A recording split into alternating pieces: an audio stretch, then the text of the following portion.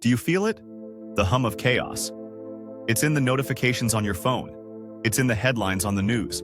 It's in the quiet pressure of a world that never ever stops moving. It is the feeling of being pulled in 1,000 different directions at once, a storm of noise. We look for a quiet place, an anchor in the storm, but the storm seems to be everywhere. For a moment, look at this. A supernova, the death of a star. In the cosmic language, this is the ultimate picture of chaos.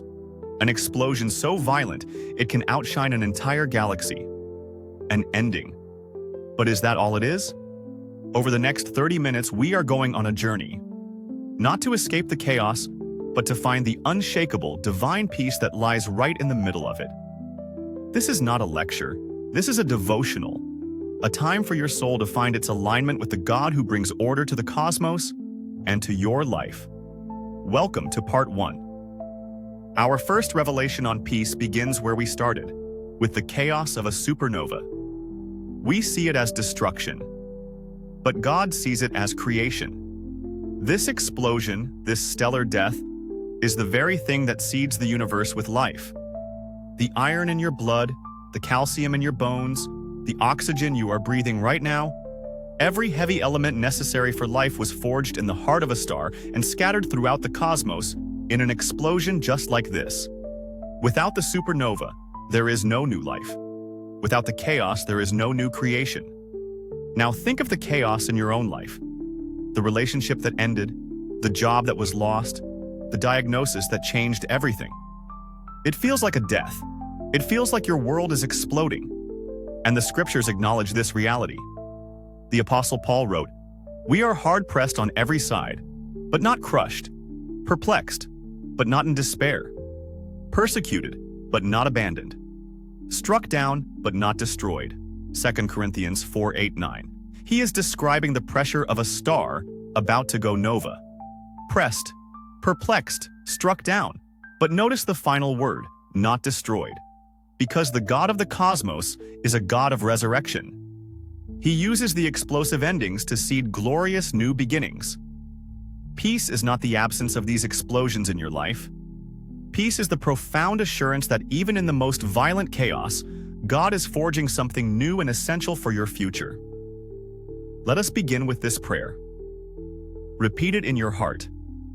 Lord, I acknowledge the chaos in my life. I name it before you. I give you my supernova. I trust that you are not destroying me, but you are seeding my future with the very elements I will need to thrive. Show me the new creation you are birthing from this ending. Now, move your attention from the explosive star to the peaceful planet. Look at our Earth. It is hurtling through the void at 67,000 miles per hour. Yet we feel perfectly still. We feel at peace. Why? Because it is held. It is tethered to an unshakable center of gravity, the sun. Its path is not random. It is a perfect, faithful orbit. The planet doesn't strive or worry or fight to stay on its path. It simply surrenders to the gravitational pull of its center.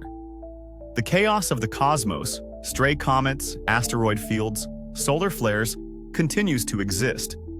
But the Earth remains stable, held in its orbit of peace. This is our second revelation. Peace is not a destination. It is an orbit. It is the result of having the right center of gravity. When your life orbits around your career, your finances, your reputation, or even your family, those things are not massive enough to hold you when the chaos comes.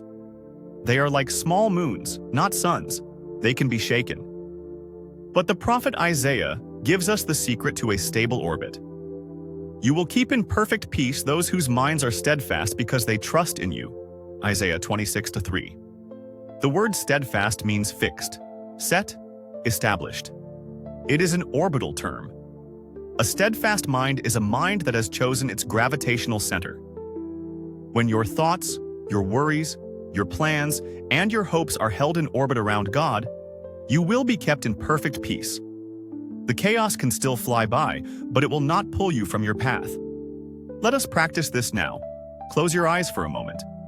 Visualize your anxieties as stray asteroids flying randomly.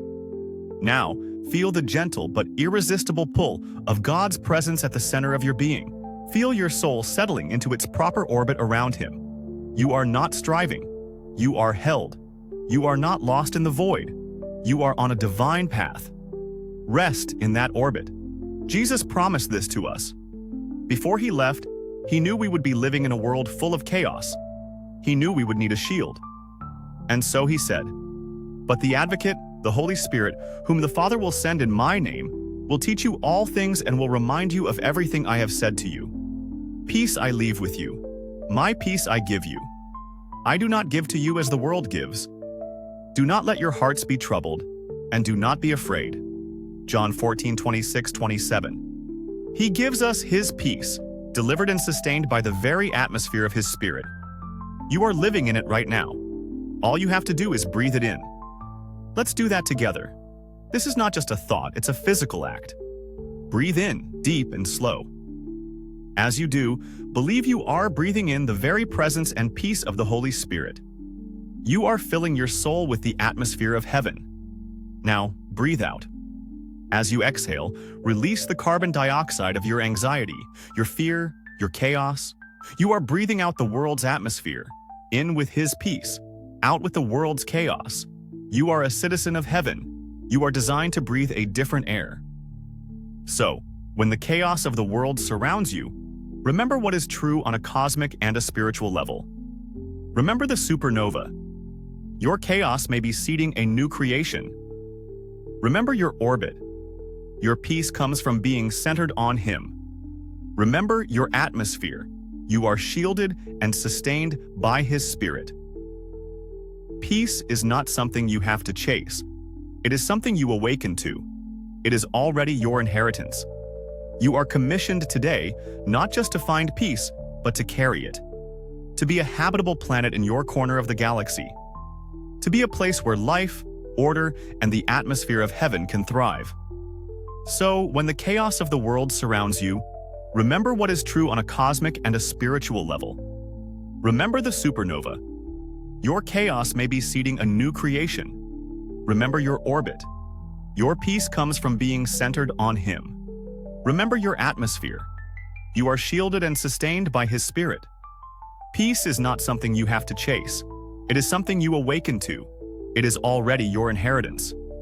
You are commissioned today not just to find peace, but to carry it.